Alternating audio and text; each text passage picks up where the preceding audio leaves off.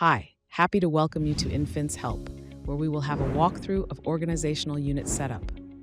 This is Natasha on behalf of Team Infince.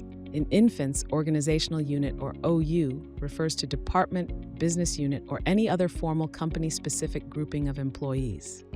To manage OUs, go to Administration, Settings, and click on Organizational Units from the drop-down list.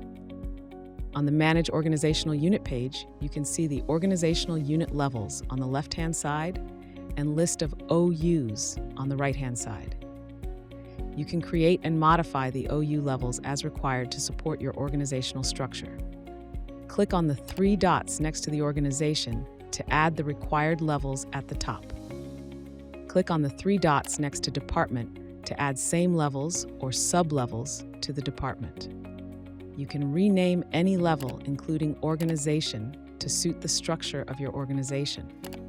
On selecting an OU level on the left side, you will be able to view all the corresponding organizational units on the right side with an option to add new ones.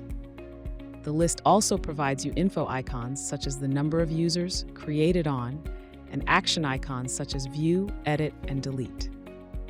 That winds up my brief session on organizational unit setup in Infince.